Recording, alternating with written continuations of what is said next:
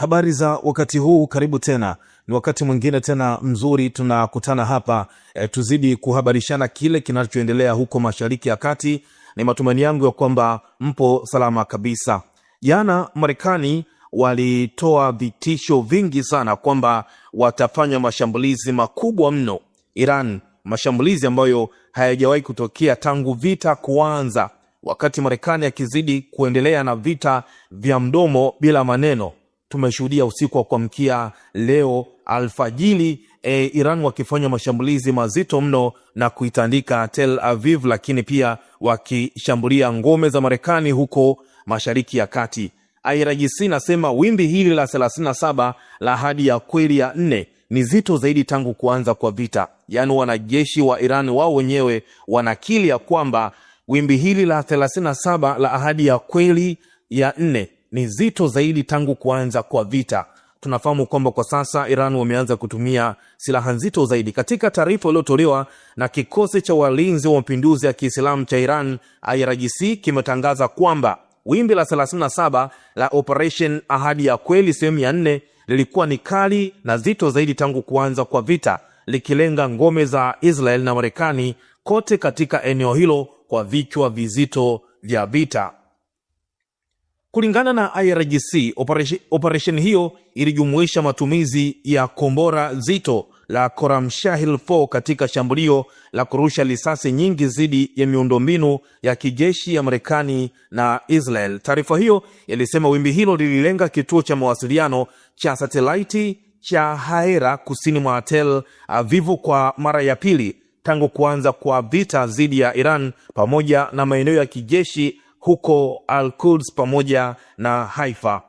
IRGC iliongeza kuwa wimbi hilo pia lilishambulia maeneo kadhaa ya Marekani huko Erbil katika eneo la Kurdistan nchini Iraki, pamoja na vituo vilivyounganishwa na makao makuu ya kikosi cha 5 cha jeshi la wanamaji la Marekani kilichoko Manama, Bahrain. Vikosi vya Iran vilisisitiza kwamba operation zitaendelea kwa nguvu zaidi, vikitangaza kwamba katika vita vinavyoendelea vitafuatilia ushindi kamili.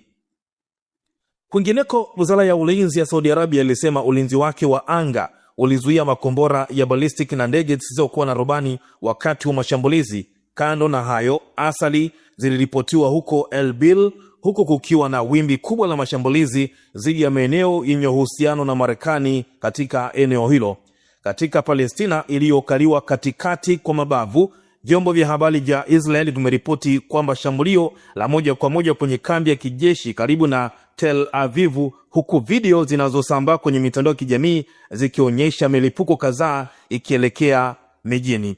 Katikati ya wimbi la 37 ambalo linaripotiwa kudumu kwa saa 3 mfululizo, yani Iran walikuwa wanashambulia kwa muda wa masaa 3 mfululizo, ni kombora juu ya kombora.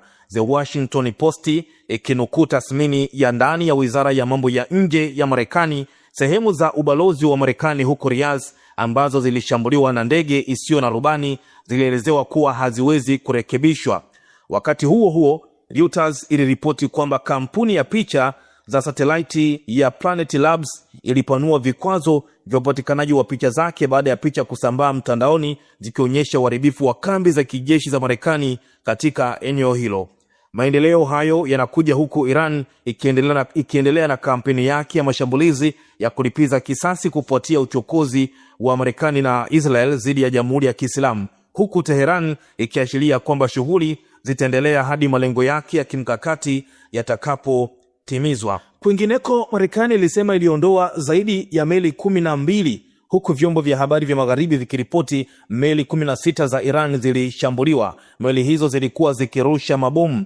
Jumanne na Jamhuri ya Kiislamu iliapa kuzuia usafirishaji wa mafuta katika eneo hilo, ikisema haitaruhusu hata lita moja kusafirishwa kwa maadui zake.